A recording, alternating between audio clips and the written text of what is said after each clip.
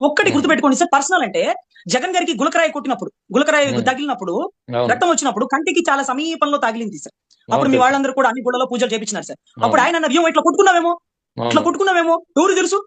అని ఒక ప్రచారంలో ఒక కాన్వాయ్ పైనుండి ఒక పార్టీ అధ్యక్షుడు పోయి పక్క పార్టీ నాయకుడికి, అప్పుడు ఒక సీఎం హోదాలో ఉన్న వ్యక్తికి దెబ్బ తగిలితే అంత తేలిగ్గా మాట్లాడినావే, ఈ రోజు ఇది పర్సనల్ విషయం గురించి మాట్లాడతారా?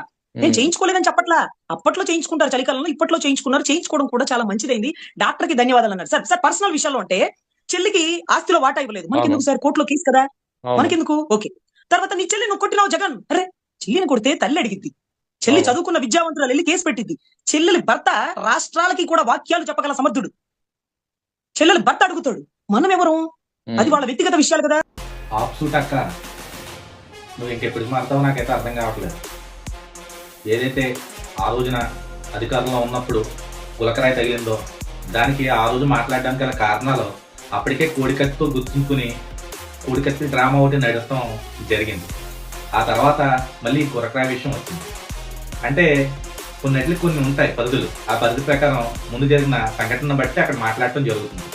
పవన్ కళ్యాణ్ గారికి ఎవడు ముక్కులో చాకు చూపొడితే చేయించుకున్న ఆపరేషన్ కాదది. ఆయనకి స్వతహాగా ఆయనకు ఉన్నటువంటి ఇబ్బందికి ఆయన చేయించుకున్నటువంటి ఆపరేషన్. దానికి కూడా నువ్వు టైము, డేటు, కాలాలు, వర్జ్యాలు, ముహూర్తాలు ఏయో చెప్పుకొస్తున్నావు. అసలు నీకంటూ జ్ఞానం ఉంటే మరి గతంలో ఈ కోడికత్తి పొడిపించుకున్నప్పుడు కానీ, లేకపోతే ఈ గులకరగ తగిలినప్పుడు కానీ నువ్వు కూడా ప్రశ్నించావు. నువ్వు కూడా వాళ్ళని నీ ఇష్టం వచ్చినట్టు కామెంట్లు చేసావు.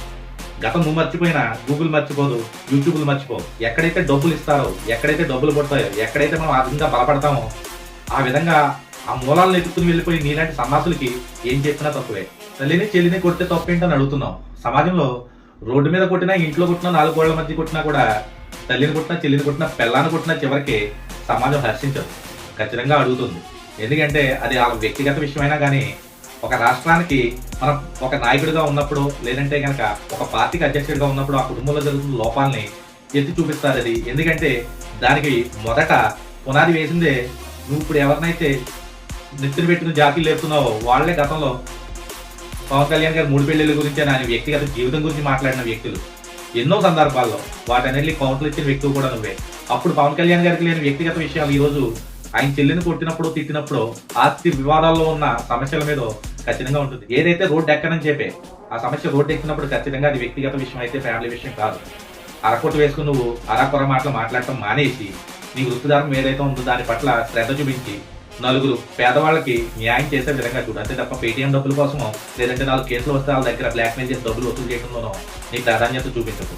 ఒక మహిళగా నువ్వు గుర్తింపు పొందాలనుకుంటే ఇలా అడ్డదారులు, అడ్డదిడ్డమైన మాటలు మాట్లాడకుండా వ్యవహార శైలి కరెక్ట్గా ఉండాలని మనస్ఫూర్తిగా కూర్చునే వ్యక్తుల్లో నేను ఒక మొదటి వాడిని. ఎందుకంటే స్త్రీలని గౌరవించమని మా నాయకుడు చెప్పాడు. కానీ నీలాంటి సన్నాసుల్ని అని సంబోధించాలన్నా మాకు కొంచెం ఇబ్బందిగానే ఉంది. దాన్ని దృష్టిలో పెట్టుకుని ఒళ్ళు దగ్గర పెట్టుకుని ప్రవర్తిస్తే మంచిదని అరకోట్ల లాయర్గా నీకు ఒకసారి మేము విజ్ఞప్తి చేస్తున్నాం.